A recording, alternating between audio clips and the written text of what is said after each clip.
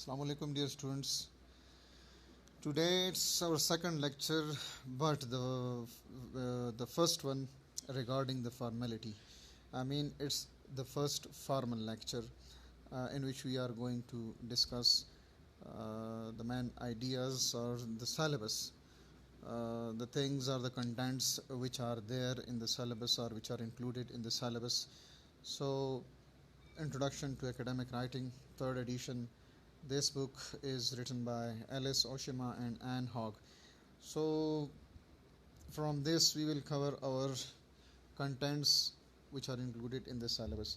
So, the first chapter here is the paragraph which you already have studied in your second semester, I think, or first, and the third semester as well. Then comes the narrative paragraph. Then there is another kind of paragraph or the type of paragraph which is descriptive paragraph. So we are not going to cover all these things present in the book. The basic things are which we are going to discuss and which we are going to cover from among the syllabus is that there are descriptive paragraph, narrative paragraph, argumentative paragraph, and definition paragraph. So we will discuss only the types, not the paragraph itself or the structure or organization of the paragraph, because you have already studied them in the previous semesters. So descriptive paragraph is the first one which we are going to discuss today. So we will directly come to page number 61, or before that you must first have some idea of what actually academic or critical reading and writing. So academic critical reading and writing is basically when you want to dissect that what actually there is in that paragraph, which kind of paragraph that is, or for example, if a paragraph is descriptive, so how will you identify that the paragraph in question is a descriptive one, or if you are going to have a surgery of a paragraph, so it turns out that the paragraph which you just read or which you are going to read is a narrative paragraph or an argumentative paragraph. So you must first have some tools for the identification of those paragraphs. So it's called critical reading. You can read anything, but if you don't know that what you read is basically what is what, so you don't know anything. So you must have some idea of the critical side of the reading. You must have some know-how that how will you know about something, that what that thing actually is. So we are going to chapter number or page number 61. It's page number 52. So here we go to page number 61.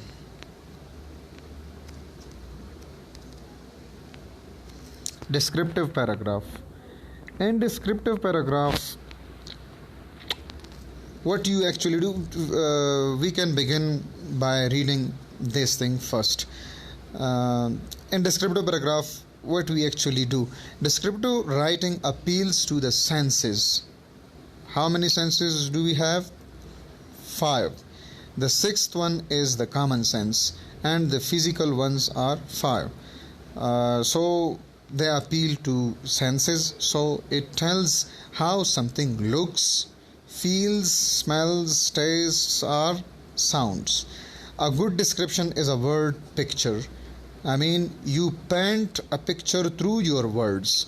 The reader can imagine the object, place, or person in his or her mind. यानी आप अगर किसी चीज़ के बारे में लिखते हैं तो उसके खुद व खाल के बारे में, अगर कोई इंसान है उसके बारे में आप लिखते हैं तो उसके बारे में आप उसके रंगत के बारे में, उसके क़द के बारे में, उसके साइज़ के बारे में, उसके मोटे पतले दुबलेपन के बारे में, उसके मिजाज के बारे में, वो कैसे दिखाई देता है, उसके गेटअप के बारे में, ये सारा कुछ जो आप लिखते हैं ये आप डिस्क्राइब करते हैं। और आपको जो दिखाई देता है, आप जो महसूस करते हैं, आप उसको टच करते हैं, आपको पता चलता है कि कैसा है, सख्त है, नरम है, कोई भी चीज़, तो उसके बारे में जो आप लिखते हैं या पढ़ते हैं तो वो असल में आप डिस्क्राइब करते हैं। A description usually follows a pattern of organization that we call special order. ये स्पेशल ऑर्डर नहीं है, ये स्पेशल ऑर्डर है, स्पेस से मुतल्लिक़, यानी स्पेस कोई भी ऐसी जगह या कोई भी ऐसा, आप यानी आपके इर्द गिर्द एक माहौल सा, आप एक कमरे के अंदर बैठे हुए हैं तो कमरे के अंदर आप क्या, अगर आप उस कमरे को आप डिस्क्राइब करते हैं तो आप किस तरीके से करते हैं। मिसाल के तौर पर कमरे के अंदर आप जाते हैं तो अंदर जाना कहाँ से आप करते हैं, दरवाज़े के ज़रिए। तो आप कहते हैं कि कमरे में आप दरवाज़े के ज़रिए आप दाखिल होते हैं और जैसे ही आप दाखिल होते हैं तो वहाँ पर अंधेरा होता है। उस अंधेरे को मिटाने के लिए आप क्या करते हैं, बत्ती जलाते हैं या आप लाइट स्विच ऑन या ऑफ़ करते हैं।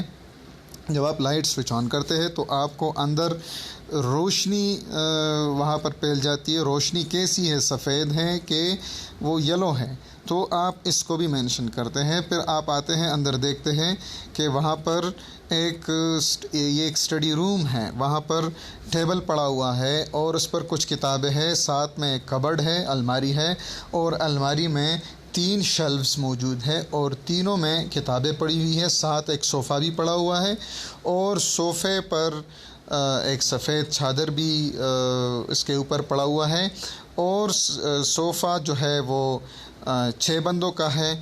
और साथ उसके आप ये मेंशन करते हैं कि टेबल पर एक लैंप भी पड़ा हुआ है और उस कमरे के अंदर एक अटैच बाथ भी है और अटैच बाथ के अंदर इंग्लिश का मोड भी है। और आप फिर मज़ीद इसको आप मेंशन डिस्क्राइब करते हैं, बहुत सारी चीज़ें होती हैं तो आप उनको मेंशन करते हैं कि वहाँ पर उस कमरे में एसी है, फ़ैन है, शीशा है, लाइट्स किस किस्म के हैं, वहाँ पर कोई कारपेट है कि नहीं है। तो ये सारा कुछ जो आप मेंशन करते हैं वहाँ पर आपको जो दिखाई देता है और जो आपको सुनाई देता है, आपको जो महसूस होता है, तो वो आप सारा कुछ वहाँ पर लिखते हैं। महसूस का मतलब यहाँ पर आप स्मेल का एक मिसाल ले लें। महसूस ये होगा आपको कि वहाँ पर किताबों की जो एक ख़ास किस्म की खुशबू होती है तो आप वो महसूस करते हैं, या फर्नीचर की जो एक ख़ास किस्म की स्मेल होती है आप वो महसूस करते हैं तो आप उसके बारे में लिखते हैं। या वहाँ पर वॉशरूम है लेकिन वहाँ से अच्छी एक स्मेल वहाँ से नहीं निकल रही तो आप उसके बारे में लिखते हैं कि, या वहाँ को आपको दीवारें नज़र आ रही, दीवारों पर कोई सैम है या दीवार बिल्कुल फ़ाइन पेंट है वहाँ पर। तो आप जो कुछ पैराग्राफ में आप लिखते हैं तो डिस्क्रिप्शन पैराग्राफ में आपने असल में ये चीज़ें डिस्क्राइब करनी होती है जो कि आपको नज़र आ रही होती है।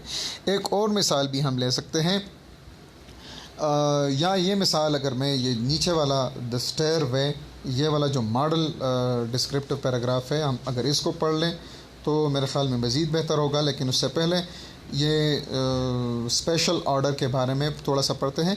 Special order is the arrangement of things in space, यानी वहाँ पर स्पेस होता है, ज़ाहिरी बात है कमरे के अंदर स्पेस होता है और स्पेस में जिस ऑर्डर से जो चीज़ें पड़ी हुई है तो आप उस ऑर्डर को बयान करते हैं। यानी आप कमरे के अंदर दाखिल होते हैं तो आप ये डायरेक्ट नहीं कहते कि हम कमरे के अंदर किताबों की अलमारी है, नहीं, बल्कि आप एक लॉजिकल सीक्वेंस से आप जाते हैं कि कमरे के अंदर आप दाखिल होते हैं तो आप लाइट ऑन करते हैं, जो कि ज़ाहिरी बात है एक इलेक्ट्रिकल एप्लियंस है और उसके लिए एक बटन होता है, आप बटन ऑन करते हैं। फिर आप कहते हैं कि ये जो कमरा है जैसे ही लाइट पड़ता है तो पता चलता है कि ये एक स्टडी रूम है, क्योंकि वहाँ पर कोई बेड शेड नहीं पड़ा हुआ और वहाँ पर आप कैसे कहते हैं कि मतलब ये एक स्टडी रूम है, तो आपको पता चलता है एक स्टडी टेबल और उसके साथ लैम्प और जो एक अलमारी होती है किताबों के लिए, या एक कबर्ड सा होता है, उसमें शेल्व्स होते हैं, और वहाँ पर एक सोफ़ा पड़ा हुआ है और अखबारात पड़े हुए हैं, ये किताबें, सारा कुछ क्या प्रेजेंट कर रही होती हैं आपके जहन में, आपको पता चलता है कि स्टडी रूम है। अब स्टडी रूम को आप मज़ीद उसको एक्सप्लेन करते हैं कि ये हम कैसे, मतलब यहाँ पर जो चीज़ें पड़ी हुई हैं इसको हमने मज़ीद एक्सप्लेन करना होता है। तो वहाँ पर अलमारी और उस टेबल के बारे में, उन किताबों के बारे में, उस सोफ़े के बारे में और बाकी जो चीज़ें वहाँ पर पड़ी हुई हैं, तो वो आप सारा कुछ एक्सप्लेन करते हैं, लेकिन एक सीक्वेंस में, एक ऑर्डर में। तो वहाँ पर जिस तरीके से सारा कुछ पड़ा हुआ है और जो अरेंजमेंट है, तो उसको आप बयान करते हैं अल्फाज में। इसको स्पेशल अरेंजमेंट कहते हैं या स्पेशल ऑर्डर कहते हैं। As you read the model paragraph, notice how the description moves from the bottom of the stairway to the top, यानी आप या बॉटम टू टॉप या टॉप टू बॉटम या लेफ़्ट टू राइट या right to left, आप सारा कुछ एक सीक्वेंस में बयान करते हैं। Also notice how the description of the women moves from far away to near. ये वुमेन जो है यहाँ पर एक इस पैराग्राफ के अंदर एक औरत है, उसके बारे में ज़िक्र करते हैं। औरत तो नहीं है, लेकिन जो एक डमी सी होती हैं जो दुकानों के सामने पड़ी होती है और उस पर कपड़े उन्होंने वियर किए होते हैं उनको, तो उसको डमी या मैनेक्विन कहते हैं, तो वो औरत उसके बारे में कहते हैं। अच्छा, द स्टेयरवे, ये मॉडल पैराग्राफ, इसको पढ़ते हैं तो आपको थोड़ा बहुत अंदाज़ा हो जाएगा। ये जो राइटर है कहता है कि when I was 2 or 3 years old I lived in a house that had a strange atmosphere. अब कहता है कि जब मैं 3 साल का था या 2 साल का था शायद, उस वक़्त जिस घर में मैं रहता था वो बहुत ही अजीब किस्म की वहाँ की फ़िज़ा थी। I do not remember anything about the house except the stairway. उस घर के बारे में मुझे और तो याद नहीं है, लेकिन वहाँ पर जो सीढ़ियाँ थी, स्टेयरवे था, वो मुझे याद है। इट वाज डार्क, ये क्या था, एक काला सा था, या ऐसा काला नहीं कि रंग मतलब उसका काला था, लेकिन ब्राइटनेस उसमें नहीं थी और डार्क सा था। स्क्वीकिंग, और उस पर आप ये कह लें, स्क्वीकिंग के 2 मीनिंग्स हैं। एक का मतलब है बहुत ही तेज़ और तर्रार किस्म की आवाज़, और दूसरा जो इसका मतलब है तो नैरो लेन सा, नैरो यानी तंग सा। ये सीढ़ी एक तंग सी थी, सीढ़ी थी, एंड क्वाइट नैरो, यहाँ पर भी नैरो की बात कर रहा है। And its steps for a little high for me to climb up, और इसके जो स्टेयर्स के जो स्टेप्स थे वो ऊंचे थे। तो कहता है कि मैं छोटा था और मेरे लिए उनको क्लाइंब अप करना थोड़ा सा मुश्किल था, क्योंकि ये हाई थे। From the bottom of the stairway it seemed like an endless climb to the top, और जब आप उस पर चढ़ते थे, कहता है अपने बाप के बारे में कि जब मैं उस पर चढ़ता था तो ना ख़त्म होने वाली सीढ़ियाँ दिखाई देती थी।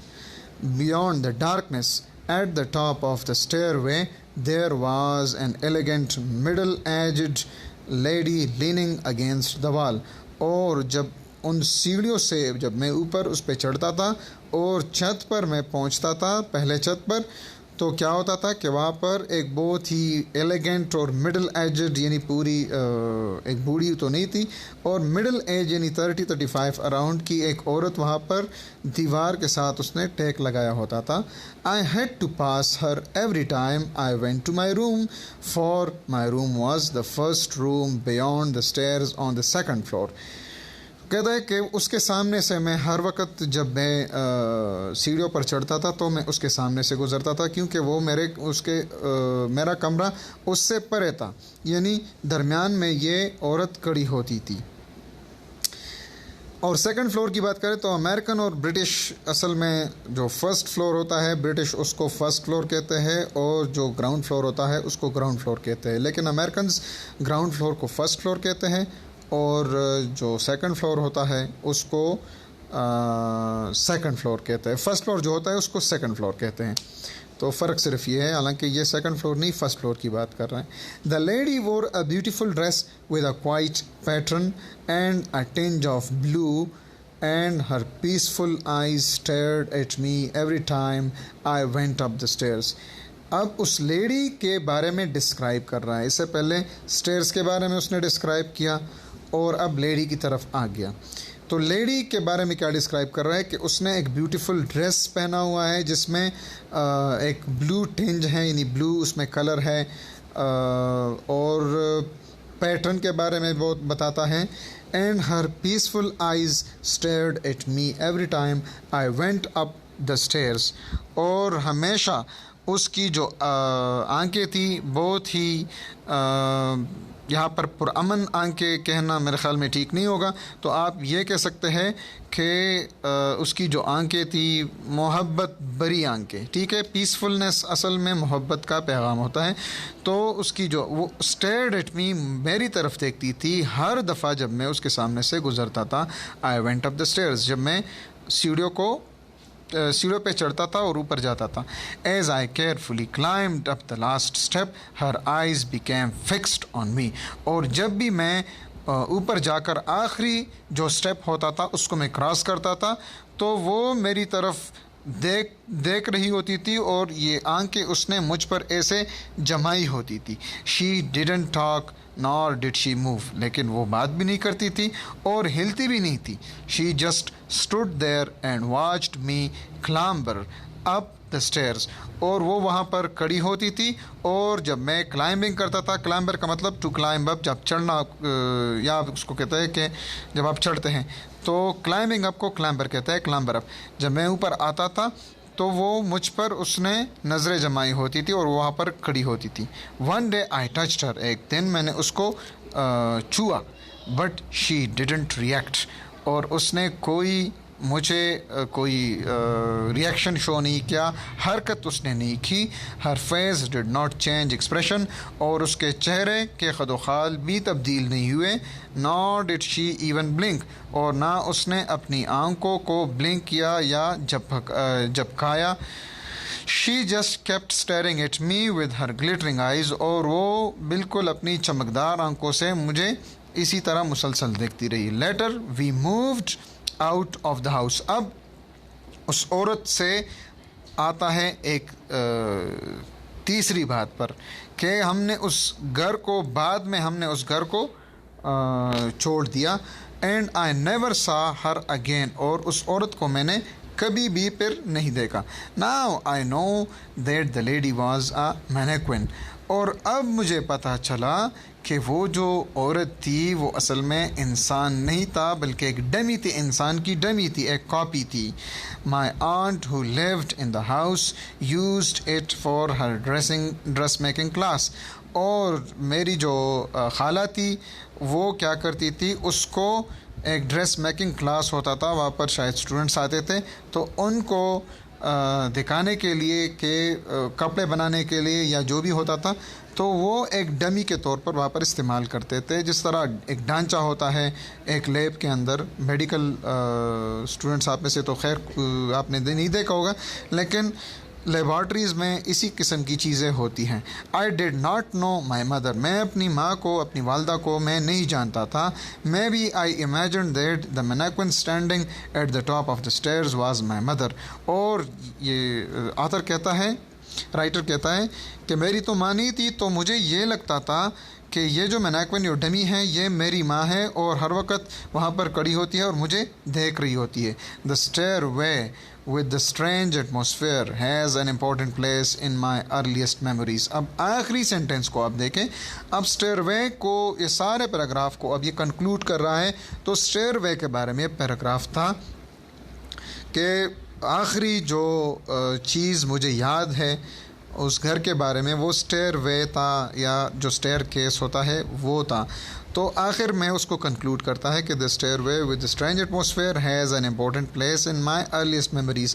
तो मेरी यादों में स्टेयरवे का जो एक जगह है, स्टेयरवे की जो जगह है वो शुरू के दिनों की, तो वो बहुत ही अहमियत रखता है मेरे मेमोरीज़ में. अच्छा, तो डिस्क्रिप्शन पैराग्राफ में आपने देखा कि वहाँ पर जो चीज़ें वहाँ पर जो सामान या वहाँ पर जो जगह होती है और एक अरेंजमेंट हुआ होता है, तो उसको आपने अल्फाज के ज़रिए बयान करना होता है। तो ये होता है डिस्क्रिप्टिव पैराग्राफ। अब मैं छोटा छोटा आपको थोड़ा डिफरेंस बताने के लिए कि descriptive paragraph, narrative paragraph, argumentative paragraph और डेफिनेशन पैराग्राफ में फ़र्क क्या है, तो छोटा छोटा मैं आपको इसके बारे में और मोटा मोटा आपको बता देता हूँ कि डिस्क्राइब किया आपने डिस्क्रिप्टिव पैराग्राफ में। नैरेटिव पैराग्राफ में स्टोरी होती है। आम तौर पर आप एक स्टोरी, एक अकाउंट के बारे में आप बताते हैं कि या एक इवेंट होता है उसके बारे में आप बताते हैं कि फ़लाँ जगह पर ऐसा हुआ, फिर ऐसा हुआ, फिर ये हुआ, फिर वो हुआ। यानी आप स्टोरी जिस तरह एक सीरीज़ होता है और उसमें ये एपिसोड्स, जिस तरह ड्रामों में एपिसोड्स होते हैं, तो ये क्या होता है, शुरू ड्रामे का होता है और फिर वो एपिसोड्स चलाते चलाते आखिरी एपिसोड तक जाते हैं और उसमें एक सीक्वेंस होता है, एक के बाद दूसरा, दूसरे के बाद तीसरा सीन, तीसरे के बाद चौथा सीन। कभी आपने ये नहीं देखा होगा कि किसी ड्रामे का आखिरी सीन आपको पहले दिखाया जाता है, नहीं, ऐसा नहीं होता, बल्कि ये होता है कि पहले सीन में जो होता है तो लॉजिकल सीक्वेंस होता है, फिर दूसरा, फिर तीसरा, फिर आखिरी।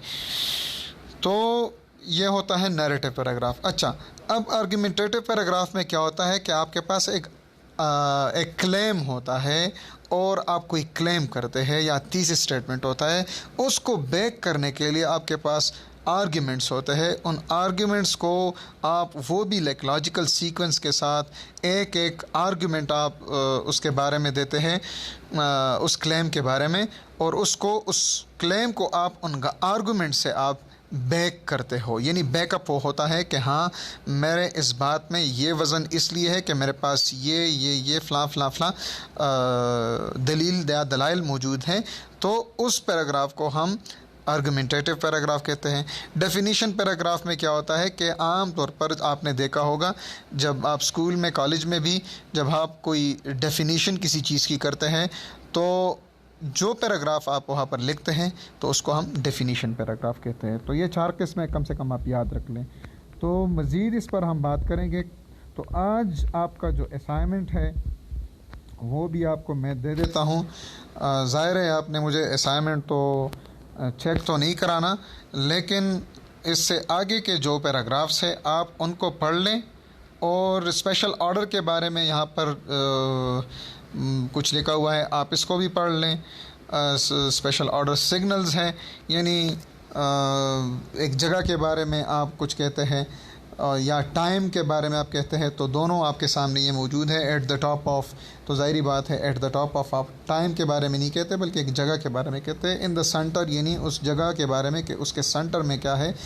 ऑन द लेफ़्ट, उस जगह के बाएं साइड पर क्या है, उस जगह के इन फ्रंट ऑफ, उसके आम सामने क्या है। इसी तरह ये सारा कुछ है। नेक्स्ट टू, बिटवीन, बिहाइंड, ये टाइम के हवाले से है।